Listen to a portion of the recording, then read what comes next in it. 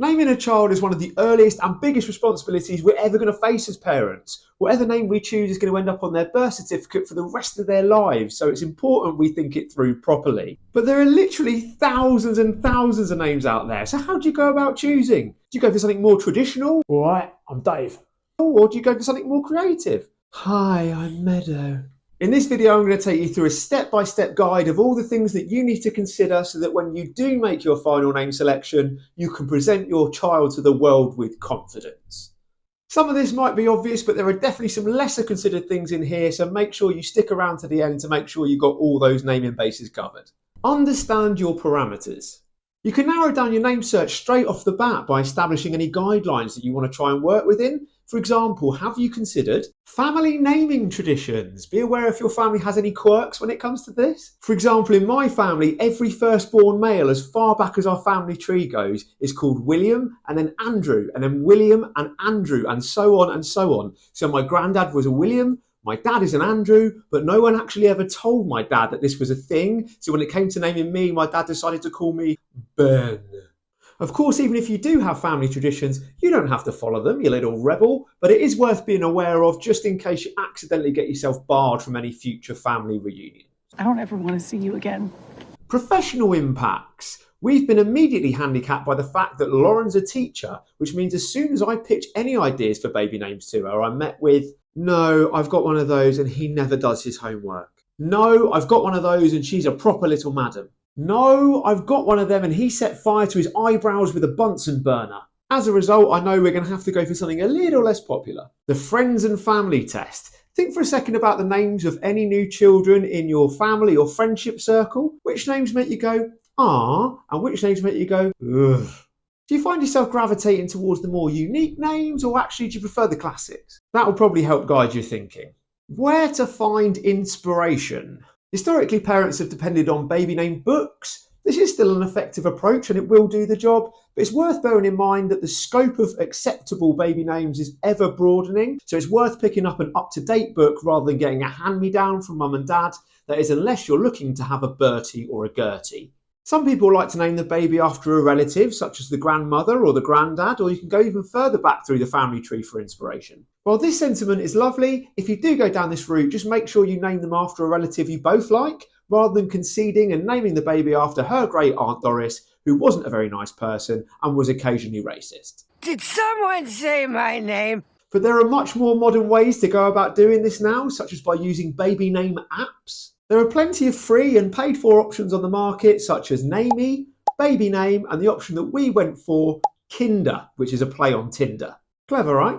Most of them work broadly the same way. Mum and dad both download the app and then they sync their profiles. Then possible baby names come up on the phone screen and you can swipe right for yes or left for no. Then you get a notification once you get a match. As someone who missed out on swiping through dating apps because I was tied down far too soon, this was a hell of a lot of fun without the awkward prospect of actually having to go on a first date with somebody who's clearly 15 years older than their profile picture. You can also try using AI such as ChatGPT or Microsoft Copilot. This is dead easy. You literally ask it to give you some baby names and it will spit some out, usually with the meanings, which is really helpful. And you can always ask it for more or give it ways in which you'd like to customise it. For example, I've asked for 10 more creative girls' names here and bang, here they are. Pretty cool. Approach with caution.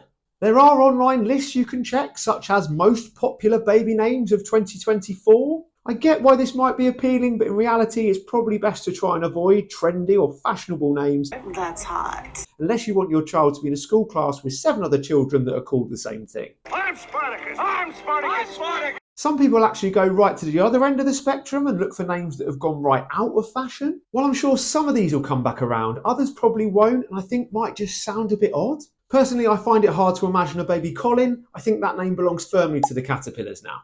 Spelling and pronunciation. If you are someone who's more likely to go down the creative name route, just consider whether you want your child to spend their entire life having to spell their name out for other people because you decided to spell Jacob with a double K or Danny with an EY. Also, names from other cultures are lovely, especially if there's a family heritage angle, but you might want to consider if anyone's actually going to be able to pronounce their name. I went to university with a Roisin, which is a beautiful Irish name, but everyone in England referred to her as Roisin, as in Hoisin, and she was exhausted from having to perpetually explain to every Tom, Dick and Harry how to pronounce it. If after all of the above you are somehow still stumped, you can simply Google baby names and open the images tab, but be aware you will be bombarded, so this is definitely a last resort.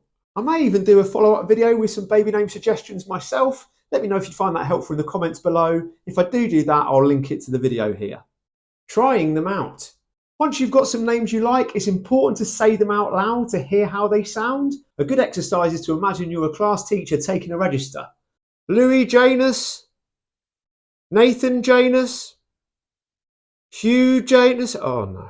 If you're getting tongue-tied or it just sounds weird, it's probably better to give that one up and try something else. An alternative I've seen is the coffee shop technique, where you go into a Starbucks or anywhere where they ask for a name to write on your cup, and you give them the baby name so that they call it when the drink is ready and you can hear how it sounds when somebody else says it. You probably want to save this approach for when you've got a narrow shortlist though, otherwise your wallet's going to be empty and you are going to be flying on caffeine. Along with saying them out loud, it's also worth writing names down just to see how they look on paper, which brings me nicely on to checks. Write out the initials. Archie Russell Stevens will be an arse. Tia India Thomas will be a tit. It's a fact. Don't do it. The playground bully test. For a second, I want you to take yourself back to those halcyon days on the school playground. If you think the school bully was introduced to your prospective child's name, is there anything the bully could latch onto? If your surname is Diaz, Casey might seem like a really cute first name until you realise that your child is going to be Quesadillas for the first 18 years of their life. You're also asking for childhood trauma if you choose a first and second name that rhyme, a name that can easily be shortened to something insulting, or a name that sounds suspiciously like a famous character. Hi, I'm Barry Potter. Ultimately, kids in the playground are pretty inventive and you're never going to be able to totally negate that risk. My parents thought they were playing it pretty safe calling me Benjamin, a good, strong, biblical name. And what did the kids in the playground christen me? Benjamin Bumfluff. Which as an adult sounds ridiculous, but as an 8-year-old was absolutely devastating. It's also important to check the meaning of a name. You might think, oh, I like the name Persephone for a girl, that's really cute. But if you Google the meaning of the name Persephone, you'll see it's likely related to the Greek to destroy and murder. So if you're planning on giving birth to a Game of Thrones character, then this is an ideal selection, but it might put a few other people off.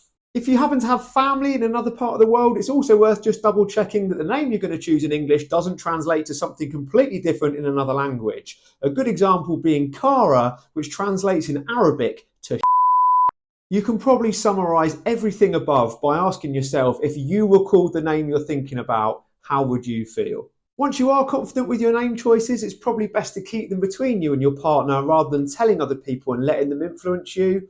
Everyone's opinions are going to be different and the only ones that really matter are yours. What baby looks like. So after all this prep, it might be that when your little sprog enters the world, they don't suit the name that you had lined up for them. That's not my name!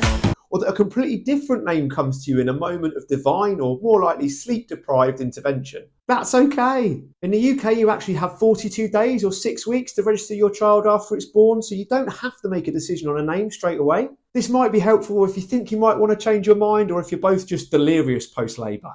Where am I? Because we don't know what we're having, our plan is to go into labour with a small shortlist of both boys and girls' names that we've tried against the things I've mentioned in this video, and we're hoping that once we see our little bundle of joy, we're going to know which name fits. My name is what? If you've used any other techniques that I haven't mentioned in this video, then I'd love to hear about them in the comments below. If you enjoyed this content, please consider liking the video and subscribing to the channel, as it really helps me get in front of more new dads. Otherwise, I look forward to seeing you in the next video.